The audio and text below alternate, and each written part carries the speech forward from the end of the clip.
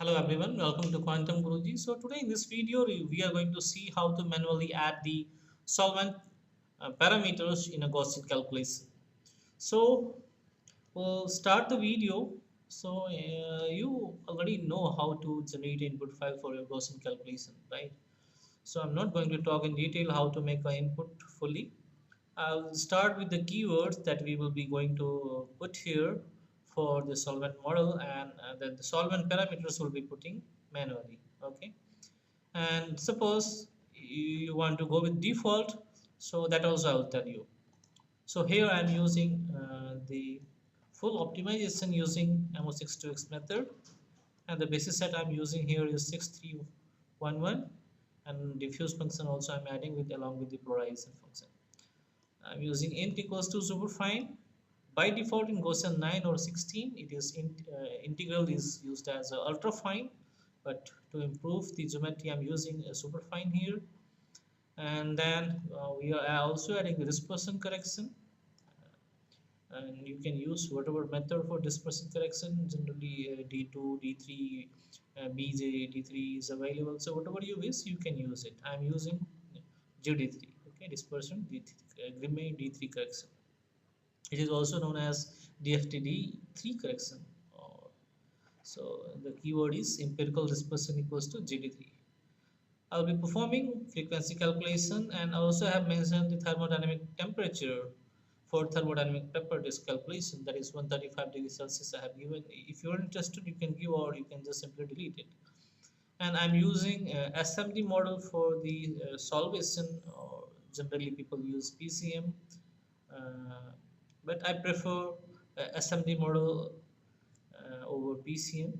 It gives better result as compared to the PCM and other models. And solvent equals to generic.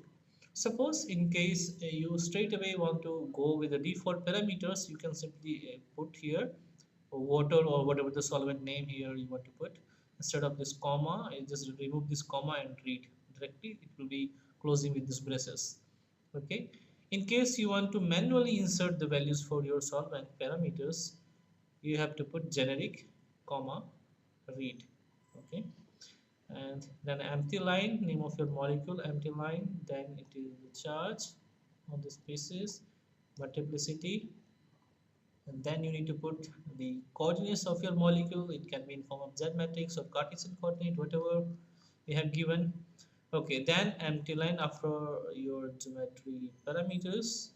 Then these are the parameters for your solvent. Here I have used DMF, dimethyl formamide. So these parameters correspond to the DMF solvent. So you may ask how to get these parameters. Okay, so I will share you one documents with you. Okay, this is one manuscript. I will share the link of this manuscript in the description. You can just have a look, or you can also Google this Minnesota solvent descriptor database. You'll get it. Okay, so here you'll be having a list of solvent. All those solvents are you can put it manually in Gaussian. Okay. Okay, now we'll discuss one by one all these parameters. Okay, here it is epsilon. Okay, okay, what is this? Okay, yeah, so epsilon is the dielectric constant. So these are the one by one we'll discuss each and every parameters. So and these parameters we need to put it there. Okay, so here you can see all those parameters are given here: n and 25, alpha, beta. This is alpha, this is beta, and gamma, epsilon. This is the permittivity, and phi and this psi. All these things corresponds to. So n is the refractive index at 293 Kelvin, and alpha is the hydrogen bond acidity, beta is the hydrogen bond basicity, gamma is the surface tension, epsilon is the dielectric constant at 298 Kelvin, phi is the aromaticity, psi is the electron activity, and N25 is the index for refraction, or the optical frequency as 298 Kelvin. So all these parameters you can see here in your chart here. For this 1,1-trichloroethane, for this solvent, all these parameters are given here. Okay, and how to put all these parameters here? Okay, so we'll see the Gaussian.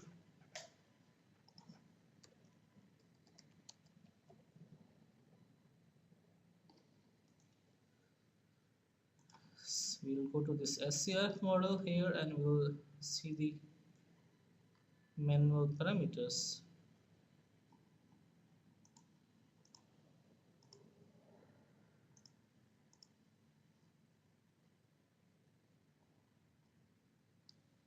Go down, should be available.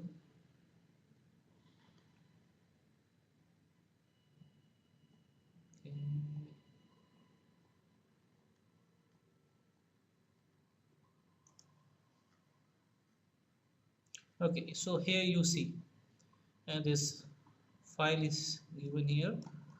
So epsilon, that is epsilon here. Okay, that is the permittivity of your molecule, and then this is the square of the refractive index, that is the n square, that is the epsilon INF, that is the square of your refractive index. Then hydrogen bond acidity is alpha, hydrogen bond basicity is beta, surface tension gamma, and this aromaticity phi, electronegativity psi. Okay, same thing in all these things. You need to just all this you need to copy and paste here, and then you need to put the respective value. For suppose for NN dimethyl formamide, that is the DMF solvent. So just go down here,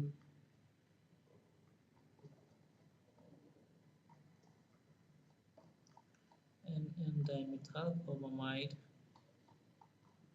Okay, so here we are having NN dimethyl formamide. This is your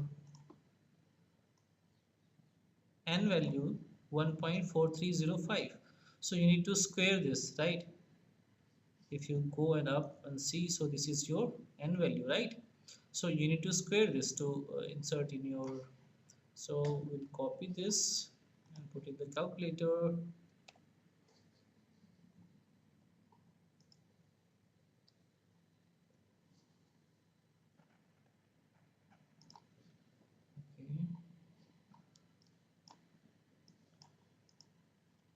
Okay, so we need to find the square. So it is 2.046 something. So same value you need to put it here. That is the square of your refractive index. First one is the permittivity, or the the dielectric constant. So for NN dimethyl formamide, what is the permittivity? This one. This is the epsilon value, 37.219. So that is the 37.219 that we have put here. And alpha value, that is the hydrogen bond acidity. Beta value, hydrogen bond basicity, that you need to take it from here. This is the alpha value, this is the beta value, right?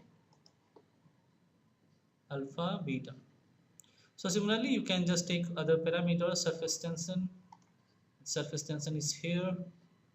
Okay, surface tension is here 49.56, and aromaticity is 0, electronegativity is 0. So you can check here also. If you see for formamide, these two parameters are 0. So put all this parameter. Okay, after this parameter just give some empty line so that your program will understand that the data finished here, and then you start the calculation straight away. Okay, once you have submitted the calculation, you will see, you will get this output file. It looks like this. Okay, and output file will do the geometry optimization followed by frequency calculation using that solvation model and the temperature that you have given. If I open this using Gauss view, I will show you how you will get the parameters.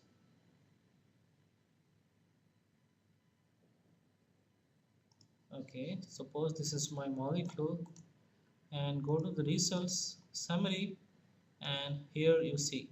So this is the basis that we have used, restricted ammo 6 to X functional, charge 0 singlet solvation model we have used. Generic we have put because we have used the manual, we have inserted the solvent data parameters. So what is the benefit of putting manually is, in case you need to alter some of the parameters, you can do that. Okay, in case you are using the default, you cannot change any of this parameter, because sometimes what happens, if you are doing calculation using solvent model and it will fail again and again. In certain cases you need to alter or change some of the parameters. So this is very important. You should know how to manually add the parameters also. In this case we have also selected the temperature. So if you see here the temperature, so all of these thermodynamic properties here is at this temperature 135 degrees Celsius or for 08.150 Kelvin. So this is the way to manually insert your parameters for solvation model, and this is how your output file will look like. I will put that solvent details in the description. And if you like the video, don't forget to subscribe and share, and please watch other videos also relevant to your work. Thank you for watching the video.